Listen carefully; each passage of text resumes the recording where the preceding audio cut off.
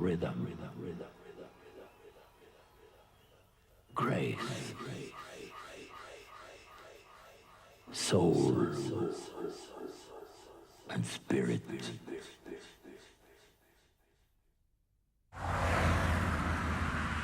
WDET programming is made possible in part by the Detroit Electronic Music Festival Memorial Weekend, May 27th, 28th, and 29th at Hart Plaza on the Detroit Riverfront. The festival offers 3 days of nonstop dancing featuring over 70 Detroit and world pioneers of techno and electronica, including Derek May, Kevin Saunderson, DJ Spooky, Richie Houghton, and many more.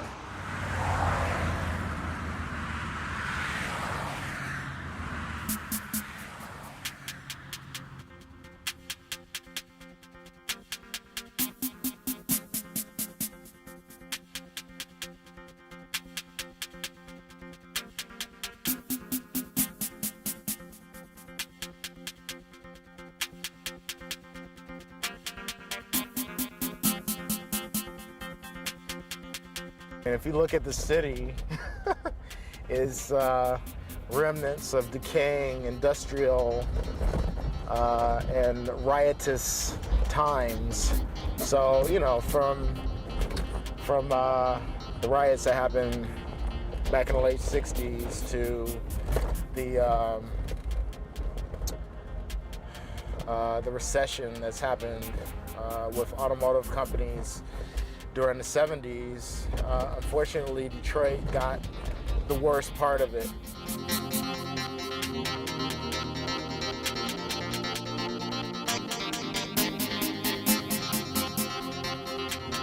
Everything just started to decay. You can see these buildings that we still have there. They're amazing buildings, but, you know, this is what we have to live with.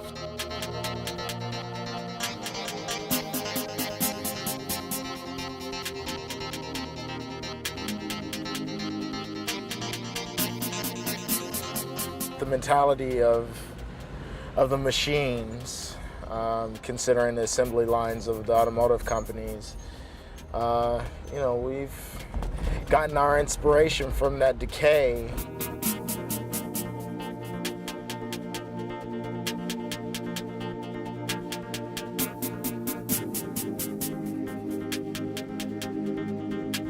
We're all pretty interested in synthesizers and drum machines and all that because it has a lot to do with our background in machines with automotive factories. So we just kind of put a soul into that machine, and that's how techno became what it is today.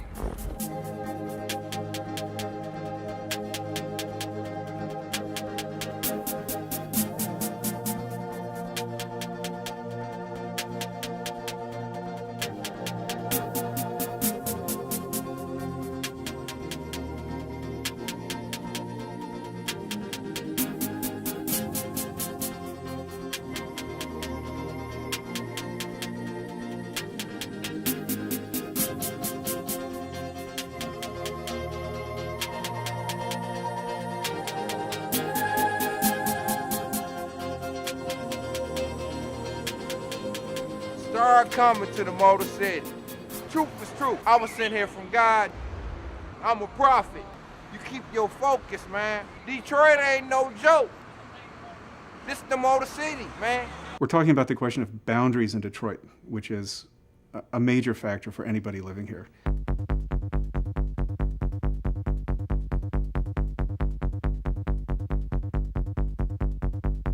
The main boundary in Detroit, everyone in the city recognizes, is 8 Mile Road.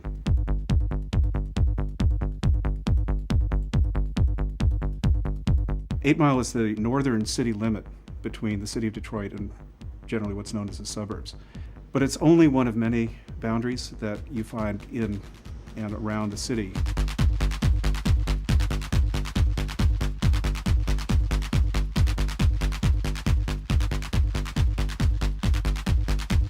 As you head out through East Detroit toward the very upper middle class and even ruling class suburb of Grosse Pointe, at which point what was a kind of depopulated industrial or even post-industrial environment suddenly turns into a kind of inflated version of an American suburb or small town.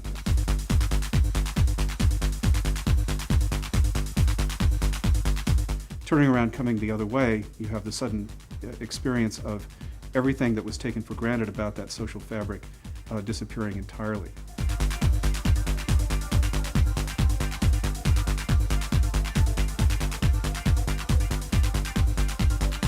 The way I approach that is to think of that experience as basically painful, negative, but something that anyone living in Detroit has to deal with and has to acknowledge, that the city is rifted with borders and boundaries.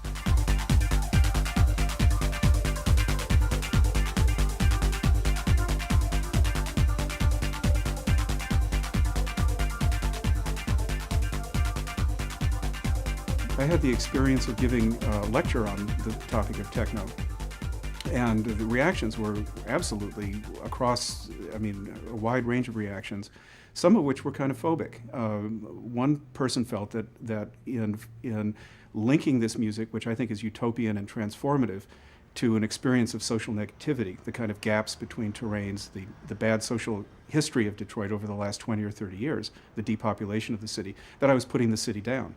And I basically said, no, I'm trying to show how this music is addressing those conditions and at the same time is proposing an alternative. But that alternative wasn't recognizable within the cultural codes that this particular respondent had. And then there was a kind of investment, why are you trying to tell us something about our community that we don't recognize? So the reception has everything to do with the way that communities structure their own value systems. And there's an element of the outside in techno. It's recognized in Europe. It's not entirely even understood to exist here.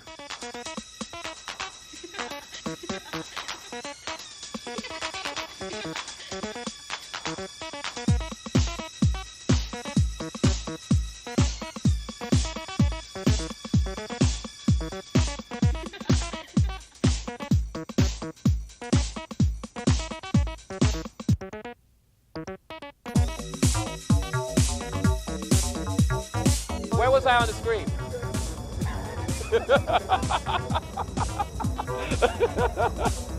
That's right, I love you. I got you. There you are, bam. Your mama. We never felt like we were really a part of this city. But at the same time, the resentment and the anger sort of developed this sort of underground or demented passion for Detroit and for all that it stood for. Because we decided, we hate you so much, we're gonna change you. We're gonna turn you out.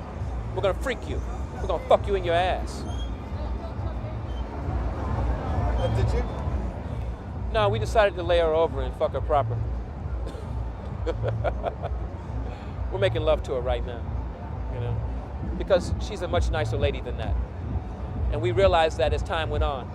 And we realized that she wasn't stupid, she was just a little bit lost. So she needed to be let out the woods, And we sort of lost our anger and we gained our passion.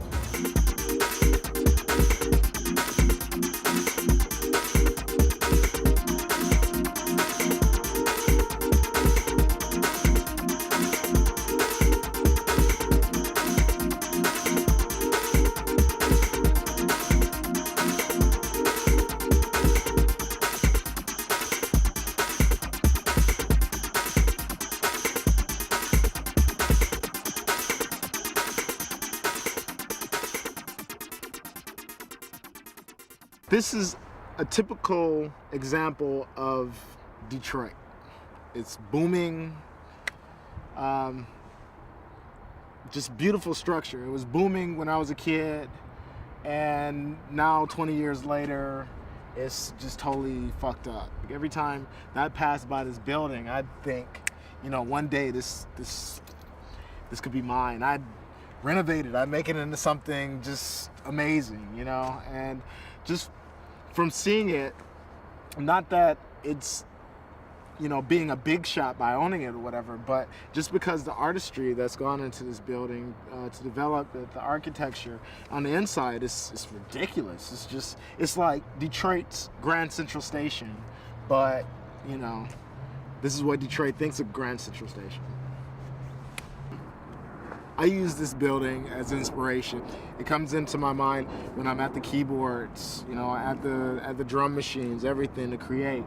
This, just the beauty, I could check it out. The lines might be bass lines and the curves might be string lines, and the columns may have more to do with drum beats, you know, the intricacy of the grooves that's within the music. I think it comes within the spirit, you know, Detroit and its music, no matter whatever music that we do, there's always some type of spirit in it, you know, especially with techno, because we're dealing with machines, with synthesizers. We have to put some of ourselves into it. And by ourselves, I'm not just meaning about note values, I'm meaning spirit, I'm meaning heart. I'm talking about, you know, that little oomph that needs to go into it to make it powerful, to make it, you know, definably me, definably Detroit.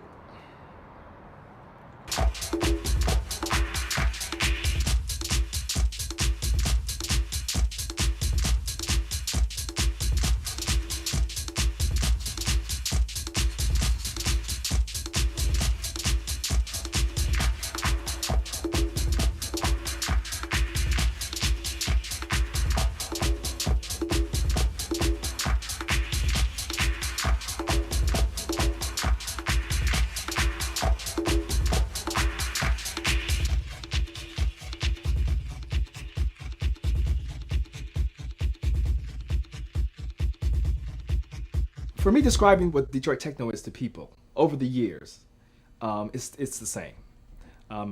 Since the first day I've tried to explain to someone, say here in the States, I say to them, the music that I do or that we do in Detroit is electronic based. It's extremely soulful. There's something in the music that you feel. Nobody has to sit down and tell you and define to you, okay, do you feel something in this music? You can feel it.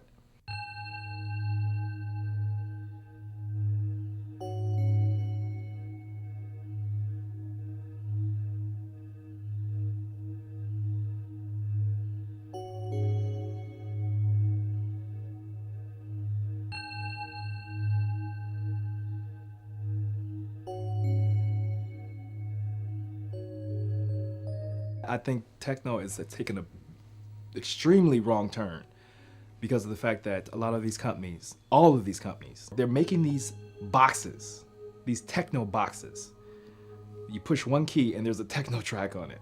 Now everybody named Mama wants to do a techno track, and it's kind of it's the worst thing that can ever happen to this music.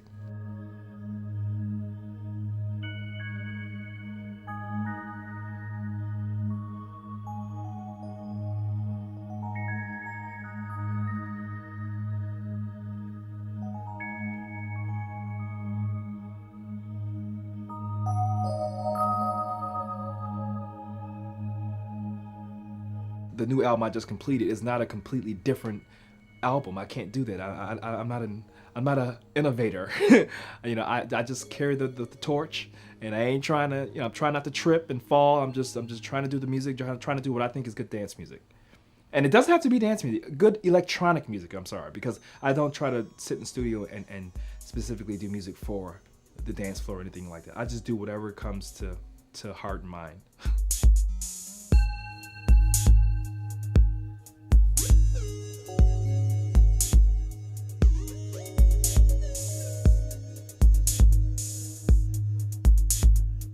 Nobody's here doing this music, they're not trying to change the world. Because music is a universal language, I mean, I found this out through my travels all over the place, that one of the common things that we have as human beings is music.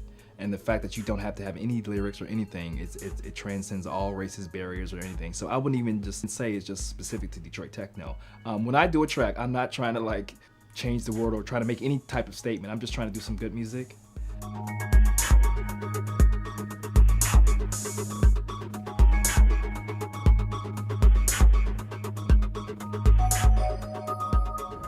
Down by the river, souls are rocking. On the east side, souls are stirring. In the music of Detroit, in the memories of the past coming forward today, we see new horizons, hear new sounds, reaching for the real dreams, the real hopes of sharing peace and power to those who stayed, who are coming back to Motown then, Motown now, Motown forever.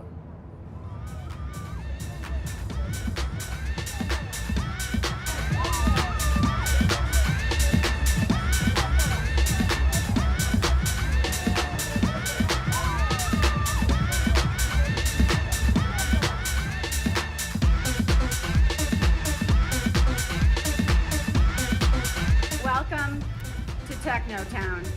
This is a celebration of Detroit music and creativity that is long overdue. This music brings together everyone, and it's the reason that we did this. But there is someone that is behind this gift. The city of Detroit. And our city gave this to you as a gift because they believe in you and they want you to come back and join what is being created here by our wonderful artists. And I would like you to thank them for this gift of 78 free performances on 4 stages for 3 days in the heart of our city.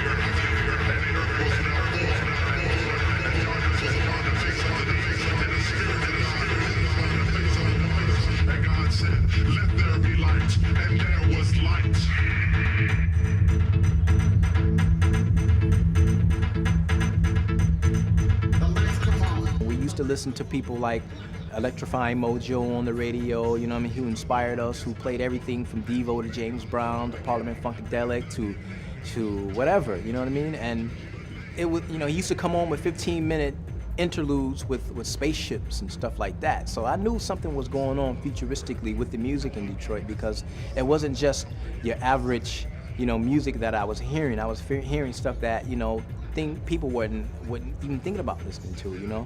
And I would define Detroit techno more of emotions, you know, more based around the prodigies of our environment, you know what I mean? You know, making music on the bedroom floor, you know, not worrying about a big studio or a record company to invest into the project, you know what I mean? It was just more or less of just, you know, making it happen and gaining the respect. When, you know, you taking the cassette tape that you made that day, taking it down to the club and letting the people listen to it, you know what I mean? That was what it was all about at that time. How long do you think it would take them to demolish?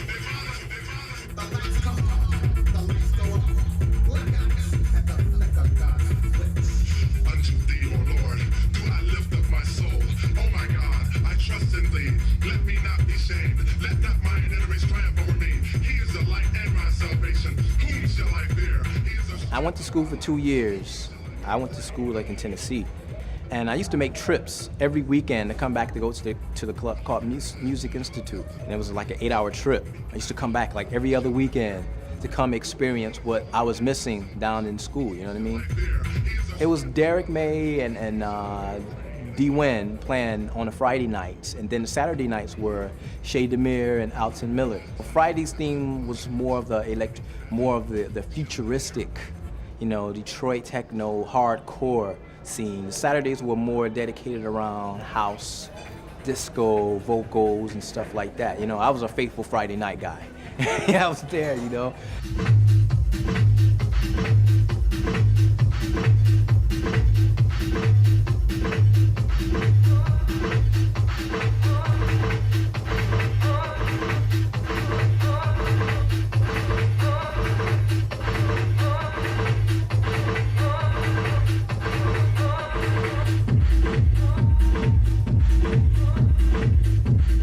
I've been a DJ first and foremost because I've been DJing for 15 years. So I've always took the approach of educating the people about music that they normally wouldn't dance to. You know what I mean? I'm not a DJ who plays the hits.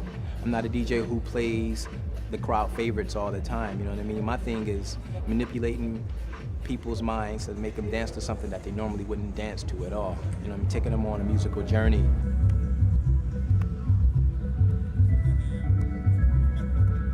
One of the major things that makes Detroit techno what it is, it's a kind of utopian fantasy of promise, of wholeness or completion, and of being able to, you know, and of innovation.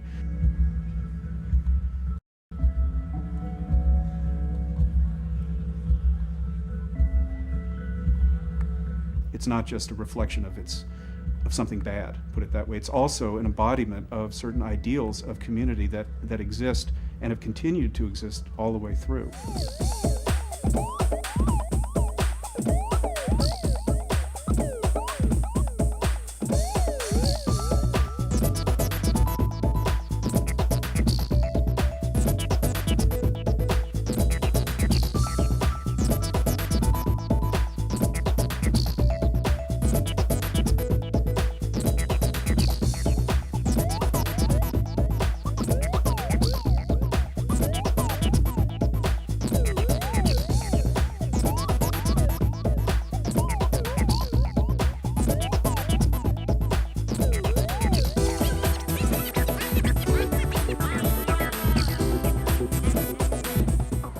Detroit techno, we didn't have samplers in the beginning, so we had to play the music and only program the drum machine.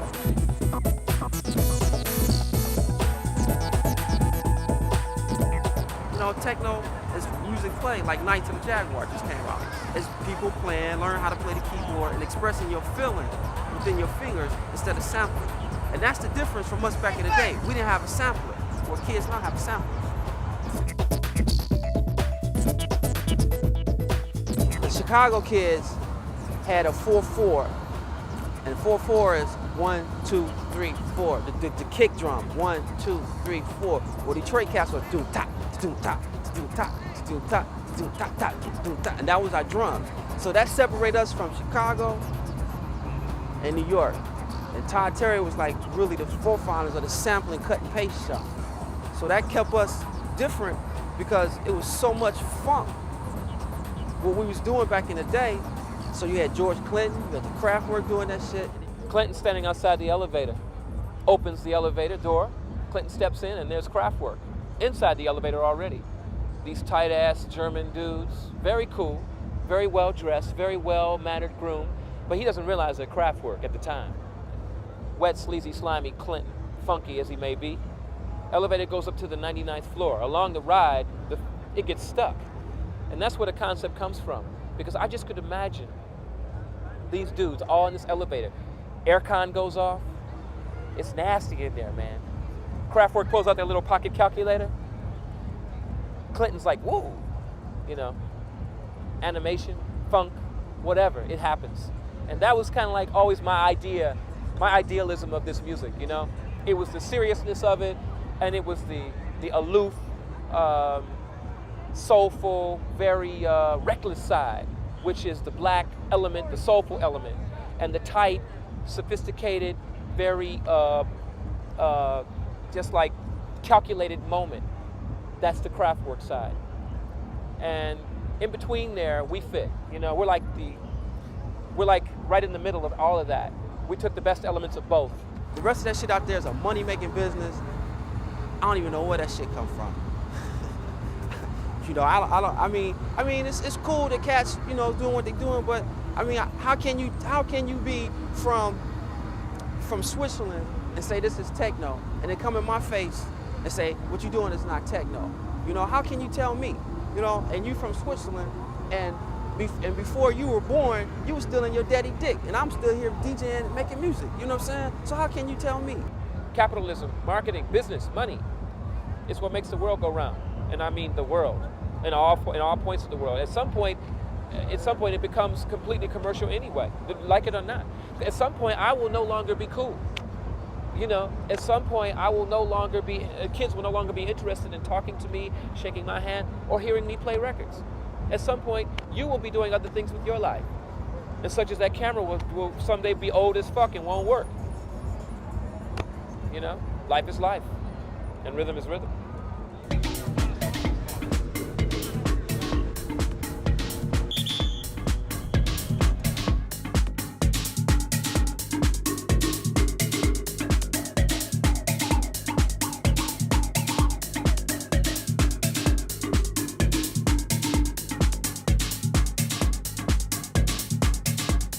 Octave is more like our spiritual kind of deep vibe. It started out almost as an orchestra. A lot of string sounds, very percussive, real kind of dreamy, you know.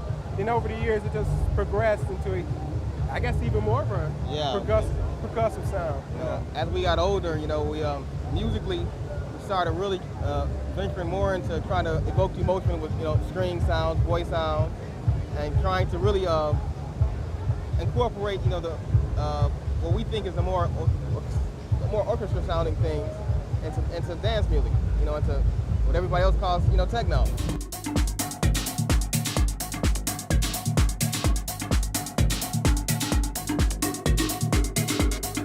Because I toured with a jazz band locally, then nationally I toured with Bob James and jazz keyboardists.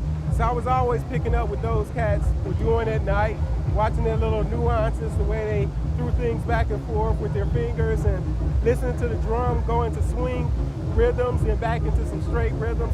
So that kind of influence, that's kind of what I brought into Octagon. More like a finesse type of vibe.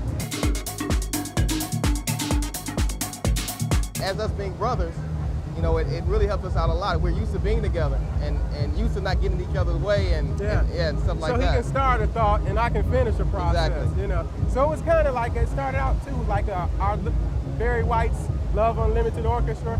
It was kind of like mentality behind it. Funky, stringy, kind of dreamy, you know, and percussive. My idea of what soul music is or was is completely different than what my mother may have thought soul music is or was. So I completely take that idea and I reinvent it. I sort of morph it, you know what I mean? I come up with my own I come up with my own invention of it, and that's really kind of what happened between us and the music itself. We didn't plan on doing this, man. This was definitely an accident. First key moment I would say would be going to Chicago. Me and Derek driving there, and I cut on the radio, and I hear one of my tracks. We listen to like Hot Mix 5, BMX, Farley, and all them, mixing up, you know, all kind of music. It was the first time I put out my record and talked to some people in Chicago, and I gave them my record, and I heard every DJ play it. That was real magical. It was inspiration.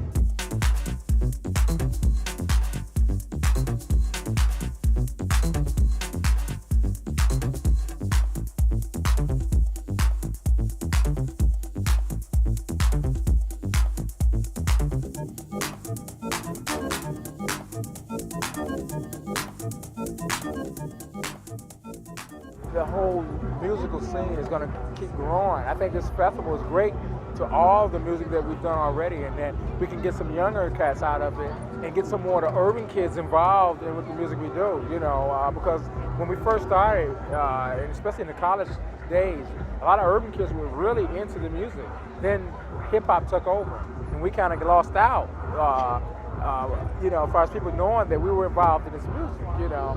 And now, you know, I'm hoping that it's a good combination, because there's a lot of soul that can come from this music, and it doesn't just have to be hip-hop or R&B. It can grow through techno, through Detroit techno, and inspire people. The integrity of techno music will always be, we always will carry that, because we believe that, and I speak of all the people here, we've always believed, man, that we possess the most soul, and that's the secret of the music. That's the simple secret. I mean, you can make as much, you can get as technical as you want, you can get as many computers as you want, but the simple element that makes it all come together is simple soul. And if you don't have it, then you ain't gonna get it.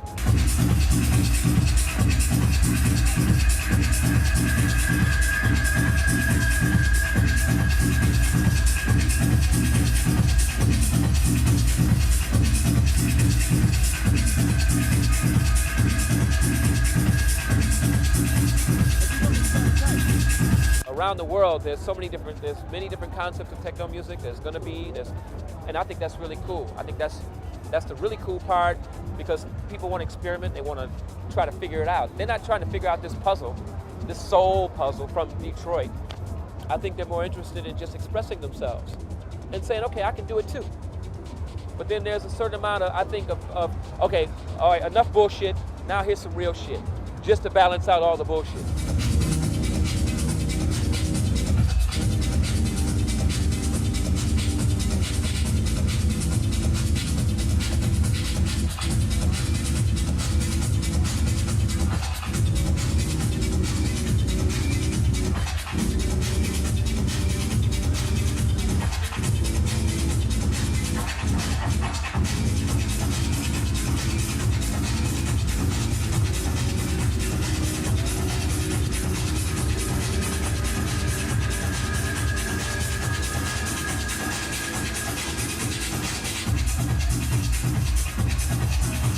There is something here that none of us know exactly where this will go. I don't know what or where this will end up. We are in a city where up until 1 week ago could have cared less about its forefathers or the inventors or the music itself. They gave a shit. They didn't give a shit.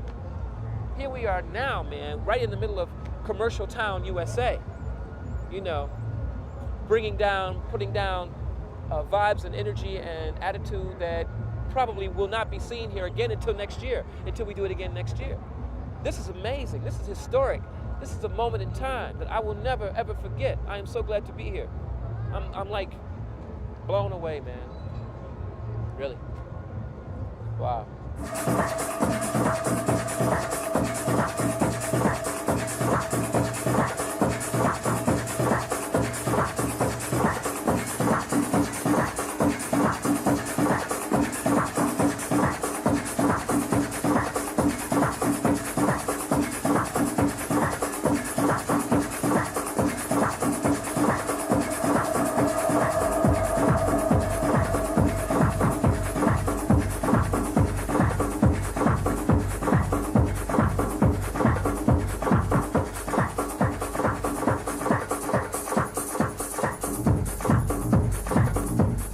Detroit is not glam and glitz. No. You know, it's a very hardcore kind of industrial type of vibe. And usually people like that seem to be a lot more rooted, kind of down to earth and, you know, I don't know, I think it's just real rooted people. You know, it's not a glitz and glam town, you know.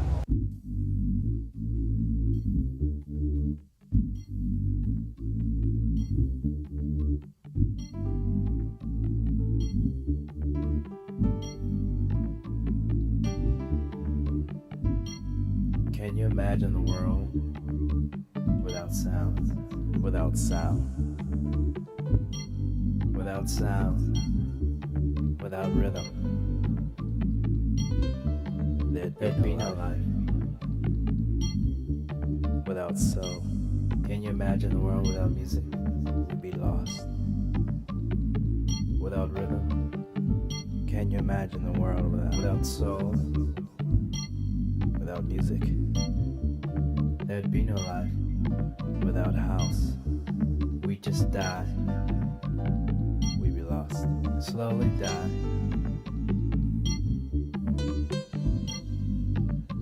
Can you imagine a world without sound? Without music? Without house? Techno?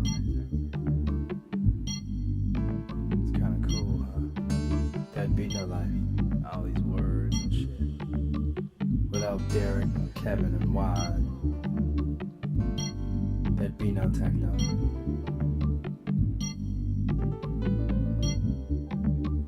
Can you imagine a world without love? Without sex?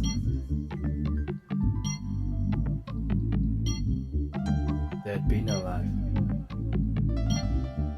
We just die. Slowly die. We'd be lost. We'd wither away. Without strings of life. There'd be no life. Can you imagine a world without rhythm? Without force? Without rhythm? Soul?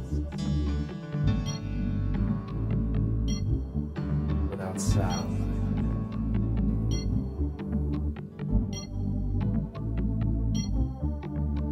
Without rhythm and soul and sound and music? Can you imagine the world without house and techno strings of life? Roll it.